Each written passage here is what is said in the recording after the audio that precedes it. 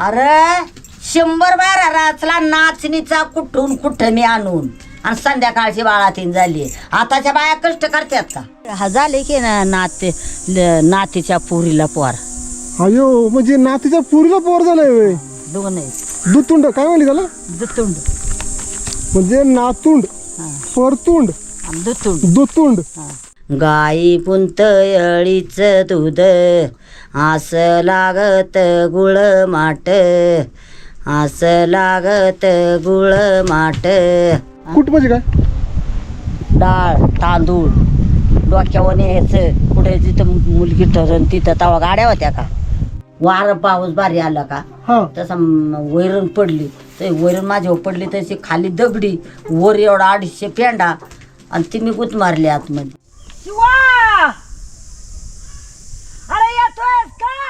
माझ्या नवऱ्याचा शेतात तोडताना असा अंगठा चिरला होता. असा आई नाही, सासू नाही, बाप नाही, एकटा नवरा, धीर नाही, कोणी नाही. एकटा नवरा 8 पोरं झाली. मग त्याला का दवाखाना होतं का? मग 8च्या 8 घरीच झाली. मला सांग ते नाकात जे घातले ते काय काय असतं हे नथ आहे. मग ती एवढी मोठी कशी काय, अशी गोल कशी काय ती?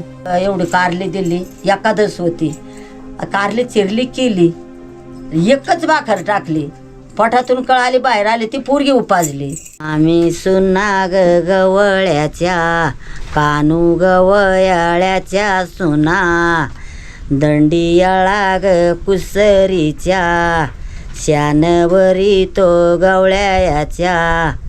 आशा गवळी निघायाला, गवळी निघाला चारणीला.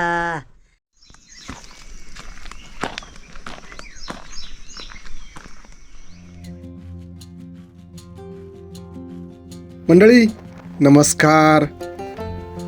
आजकाल वयाची 60 पूर्ण केली तरी खूप काही कमावल्यासारखं आहे. त्यात निरोगी आयुष्य जगणे म्हणजे तर दिव्यच म्हणावं लागेल. तब्बल 100 लोकांचं कुटुंब जपणाऱ्या पंडाबाई खुटेकर आजींची नाळ आजही मातीशी जुळलेली आहे. सुखवस्तू गोष्टी न वापरता पारंपरिक जीवनशैली जगणारी आजी म्हणजे मायेचा सागरच म्हणावा लागेल. 8 लेकरं, 25 नातवंड, 34 परतुंड आणि 2 दुतुंड. आपल्यापैकी अनेकांना दुतुंड हा शब्द परिचयाचा नसेलही. एवढ्या लोकांची कौटुंबिक श्रीमंती असलेल्या ह्या माय माऊलीची भेट घ्यायला निघालोय आज. अनोख्या वाटेवरच्या एका वळणावर झालेली ही भेट आपल्याला नक्कीच आनंद देऊन जाईल, ह्यात तीळ मात्र शंका नाही.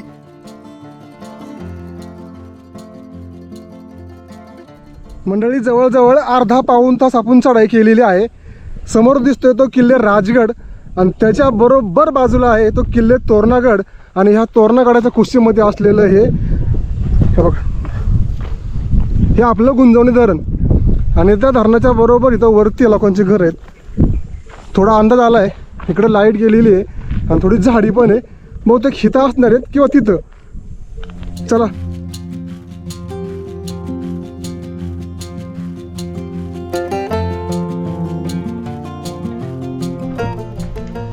अजय,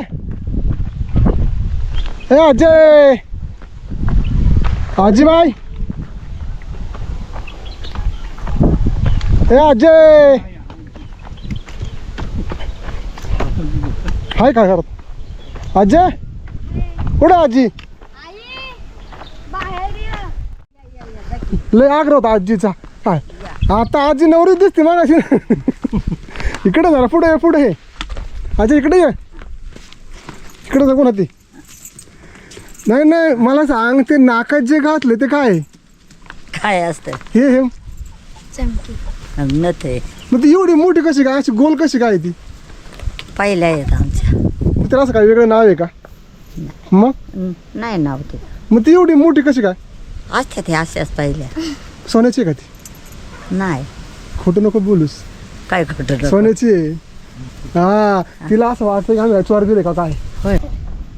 आता किती वय तुझं आजी माहित नाही का? आमच्या वयात आता मांडून ठेवलं तर का काय केलं तर काय काय बरं आठवत नाही. तर खायचं ना तर किती असेल ते. आता शेणात होते, हा. लोटणात होते, जाडणात होते. गुरांना वैरण घालायची, गुरु बांधायचं, शेण भरायचं, लोटायचं, सारवायचं. मग आता एकदम नवरीच झाली असतो. काय बाया वाटतंय पोराला. डोक्यावर पदर, कपाळावर भलं मोठं कुंकू लावणारी ही बहुधा शेवटची पिढी.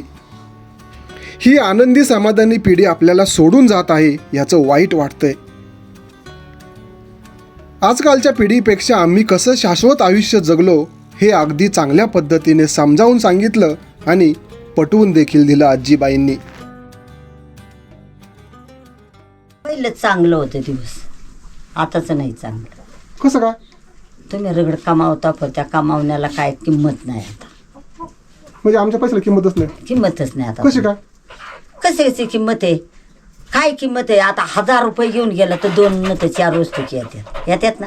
म्हणजे आमचा पैसा खोटा. खोटा कशाचा? पण आहे का आता? खत नव्हतं, मात नव्हतं, बाजारातून आपलं कुठं आणलं तरी बिन खताचं, बिन औषधाचं, सगळ्याच होतं ना चांगलं. आपलं मिठकूट खात होतं माणूस, काय करीत होतं. आता काय आहे? डोंगर पालथं घालायचं तवा नाचणी वर आहे, तीळ बॉन्ड करीत होता. आता मिळतं का काय? मिळते आता काय?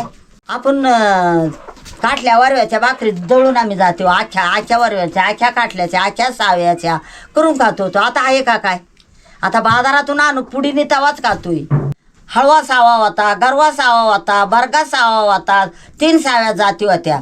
पितार पाक निघाला की सावं कापून आणायचं पावसात, ते मळायचं पायाने, त्याचं भाजायचं, त्याचं उकळात कुटायचं, ते शिजून बिजून माणूस खात होतं. आता आहे का? म्हणजे तुझं म्हणणं आहे की आता पैसा असून माणूस सुखी नाही. आहे का सुखी? नुसता दवाखाना वाईच. आता वाय दगड लागली की झालं पोयझन, झालं पोराला, त्याच्यात त्या पोराला लागलेल्यात पू. पहिलं काहीच नव्हतं का? मग तुमचं तवा नाही. माझ्या नवऱ्याचा शेतात तोडताना असा अंगठा चिरला होता, असा. ते बाथरूम झाला चांगला. दवाखान्यात गेलात नाही? तेव्हा दवाखानं असं की धनुर्यवात होईल दवाखाना केला असं कधीच नाही. बिबवा घालायचा. या मायने 8 लेकरांना जन्म दिला, तोही घरच्या घरी. दवाखाना नाही की औषध पाणी. अशी काय जीवनशैली होती त्यावेळी जी आजकालच्या पिढीला शक्य नाही. अगदी शेवटच्या दिवसापर्यंत काम करीत होत्या आजीबाई. निरोगी बाळंतपणाचं रहस्य सांगितलं. अरे 100 बारा राचला नाचणीचा कुठून कुठं आणून आणि संध्याकाळची बाळातीन झाली. आताच्या बाया कष्ट करतात का? महिना बाद आले की झाले बाया दवाखानं, चला बाया दवाखानं, चला बाया दवाखानं करा, खा गोळ्या. आमच्या वंशाला कसल्या म्हणा 8 मुलं झालीत. आई नाही, सासू नाही, बाप नाही, एकटा नवरा, धीर नाही, कोणी नाही, एकटा नवरा, 8 पोरं झालीत. मग त्याला का दवाखानं होतं का आम्हाला? 8च्या घरीच झाली. मग काय रानात झाली का? मी दवाखान्यात गेलीच नाही तो आजी. म्हणा दवाखानं माहितीच नाही तेवढंच. मग तेव्हा तुम्ही असं काय खायचं? तुम्हाला दवाखान्याची गरज नव्हती. काय खायचो आम्ही? अरे काम माणूस ते सगळं शरीर माणसाचं मोकळं. पहिलं माणसाला डबेने त्याला होतं का? सांग ना. नव्हतं बाय.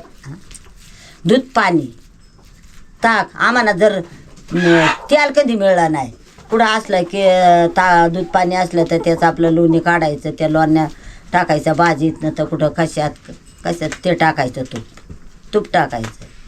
आताच नाक ओढावत्यात बाया. आताच्या बायांना एवढं लाडू, आताच्या बायांना एवढं काय नो. मी काटल्या वरव्याच्या भाकरीवर 6 पोरं झाल्यात माझी, आणि पत्तीला भात मिळाला नाही. मग तू एकटी होती, तुझं कुणी केलं बाळात पण सगळी? माझ्या परमेश्वरांनी केलं सगळं. 112 दिवसभर सकाळपासून सांजपर्यंत रचला. भावाला म्हणलं मला कारली खावशी वाटल्यात. मग तू पुटूशी होतीस? हा. आणि म्हणलं मला कारली खावशी वाटल्यात. म्हणले भाऊ म्हणा घेऊन ये. बापाने बांधून दिली आणि एवढी कारली दिली. एकादश होती. कारली चिरली केली, एकच भाकर टाकली, पोटातून कळाली बाहेर आली, ती पोरगी उपाजली. मी अजून गुराच्या मागं जाते, अजून गुरातून टाळा मुठभर आणते. खांड आणते लाकूड का मुठीत आणते. तुमच्या बायका जात्याल का घरवर असल्यावर आणत्याल का? घरवर नाही, चांगले असले तरी घराच्या बाहेर निघत नाही, ऊन लागत आहे. देवतारी त्याला कोण मारी. अगदी लहानपणापासून पौष्टिक अन्न खाऊन शरीर काटक बनवलेलं असणार. म्हणूनच एका जीव घेण्या प्रसंगातून अगदी सहज वाचली माय. उतार वयात झालेला अपघात सुद्धा आजीला कष्ट करण्यापासून थांबू शकला नाही. वार पाऊस भारी आला का हा तसं वैरण पडली तर वैरण माझ्यावर पडली तशी खाली दगडी वर एवढा 250 पेंडा आणि ती मी गुत मारली आतमध्ये. ती मी आत 15 दे मलाच बरं नव्हतं. नाही नाही, तुझं मन असतो सगळं उराव पडलं बाई ते. मग अशी पालती पडले होते 250 पेंडा. नाही मग ते तुला काढली कुणी बाहेर? हिने बघितलं होतं. तू बघितलं वय? मग तू काय केलंस? तिला खालती दाजींना सांगायला गेले. मग तोपर्यंत तू खालीच होती वय? किती असेल काय किती खाली तिथून माझं किती वेळ होती का? मला नाही बरं माहिती. नाही खालून आणस पर्यंत, मग खालून माणसांना बोलूस पर्यंत आजी खालीच होती वय? हा, हा, खाली, एक तास. खाली खाली होती. तासभर त्या पेंड्या खालीच? तासभर नाही अर्धा तास राहिली असेल. तो जीव नाही गुद मारला वय? गुद मारलं तर का मला 3 दिवस नव्हते ते ह्याच्या दवाखान्यात नेली. पण तुला कळलं का बाहेर काढलं दावा? हे 4 दिवस मग तुला फक्त पडल्या अंगावर कळलं? पडलेलंही मला माहिती नाही आणि काय नाही, मला काहीच नाही. ही पोरं म्हणली तू गेली होती मुंगडीची कुळी गारान बेरा भयान पाऊस वार हा. पेंडा वार नीन म्हणून बॅनर टाकायला गेले. हा आता 2 वर्ष होत्या, 2 झाली आता. कधी टाळा घेऊन गावात गेले नाही, हा कधी फाट घेऊन डोक्यावर काय गेले नाही. घरी गोष्ट केलं. उपाशी राहिलो 8-8 दिवस, पण घेऊन गेले नाही कुठे. मग 8 दिवस पैसे राहायचं कारण? भाजीपाला आणून खायचा रानातून. पुढे जायचं कोणा दारात मागाया. पैसे नव्हतं तेव्हा? कशाचं पैसे तेव्हा मी 4 आण्याची मंजरी केली. 4 आण्यापासून मग 8 आणे होई गेले. 8 आण्यापासून मग रुपये होई गेले. ही 3 पोरं होतं 4 पोरं होतं 4 आण्याची मंजरी होती. मग तू जर मजुरीला जायचीस, सासू नव्हती, नाही. सासरा नव्हतं, मग पोरांना कुठे ठेवायची? पोरांना ठेवायची लोकाबशी. 2 पोरं लोकाबशी ठेवली. रडायची मागं जाळी झोपायत येऊन रडवून तिथं झोपायची. तिथून मागावर शेतातून यायचं. 2 गुरं 2 पोरं. मग पांडुरंगाने काय वाईट केलं का? पर ते मालक लईंदी मेलं. हा नाही पण कसं बाबा, एक पोरग बरोबर न्यायचं किंवा त्याला घरात ठेवायचं लोकांच्या बारावशाव आणि 4 आणे मजुरी करायची. जशी 2 पोरं असतो लोकांच्याच मजा यायचं. आणि मग आपली झाली दुसरी पोरं आपली त्याला सांभाळ.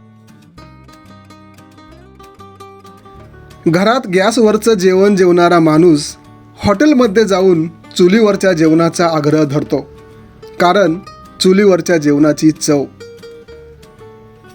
आजीच्या घरात गॅस, मिक्सर यासारख्या सुखवस्तू गोष्टी असताना देखील आजही हाताने वाटलेलं चुलीवर शिजलेलं जेवण करते का?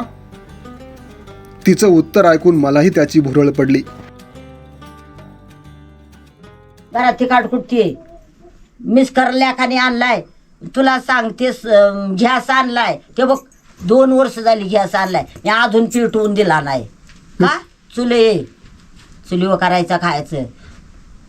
जवळ लाकूड पाट मना शिनकूट काटकू येते तर चुलीवच करून खायचं पोरणं घालायचं. मी आऊन ती काट घरीच, मग दळण काढून घरीच, मिक्सर लावायचं नाही, नाही, आता दळा नाही होत म्हणा. गॅस पण लावायचा नाही. नाही काय लावायचा? काय लावायचा? आपण अजून कष्ट करतोय ना.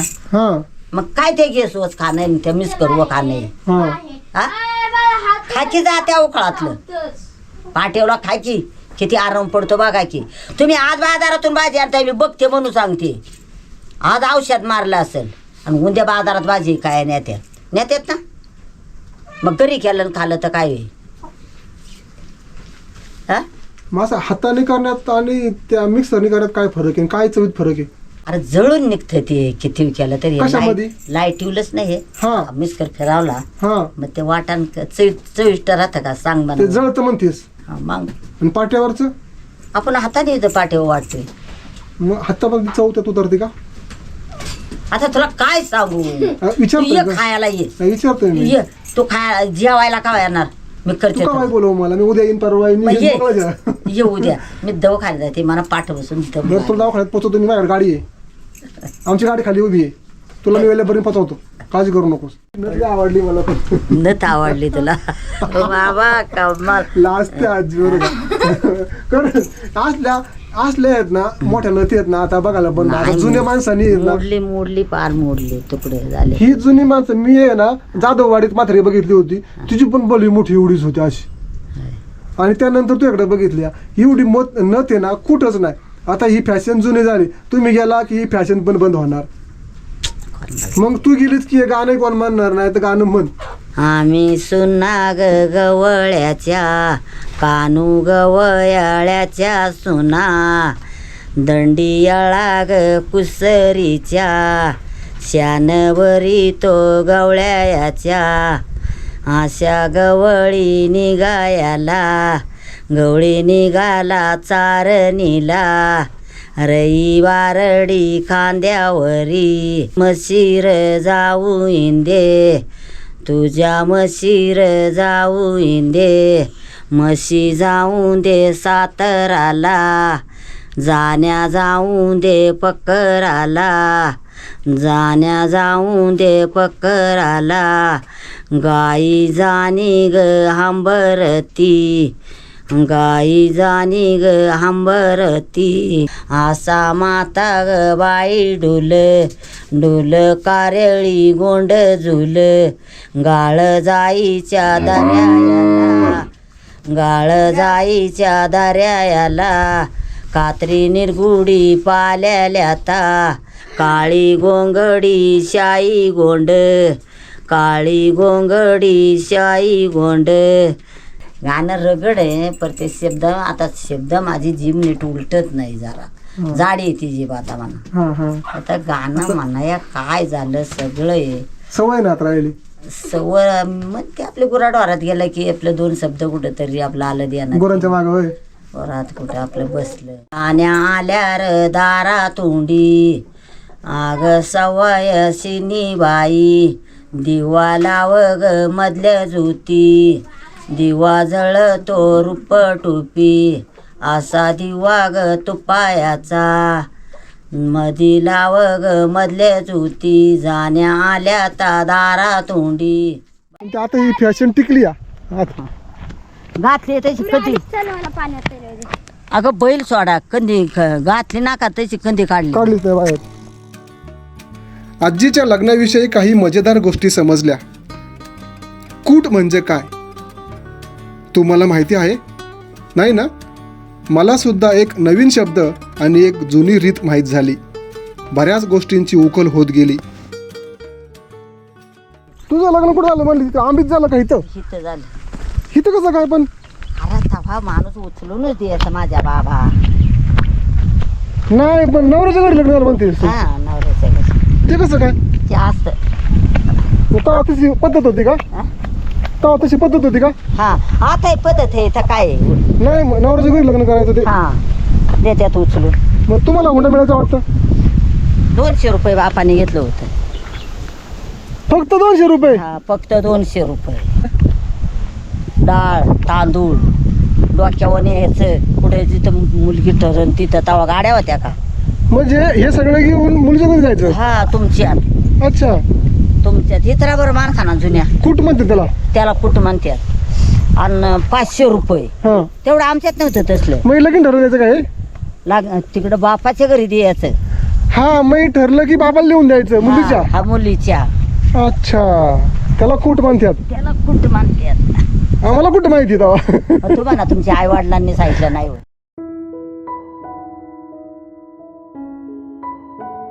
मंडळी, पुस्तकं वाचल्याने माणसाचा बौद्धिक विकास होतो आणि तो सुशिक्षित होतो. परंतु सुसंस्कृत होण्यासाठी माणसं सुद्धा वाचायला शिकली पाहिजेत. अनुभवाच्या गाठोड्यात असलेलं ज्ञान जीवन समृद्ध केल्याशिवाय राहणार नाही. केवळ डोक्यात साठवून ठेवलेला हा ज्ञानाचा खजिना जगासमोर यायला पाहिजे. नाहीतर या पिढीबरोबर हे वैभव सुद्धा एक दिवस लुप्त होणार आहे.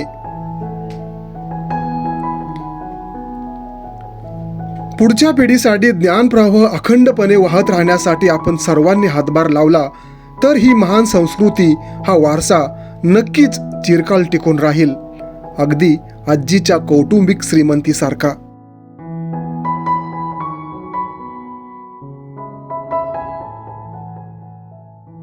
शिवाय येतोय ना, ठेवला का आवाज? शिवा, अरे येतोयस का? ये.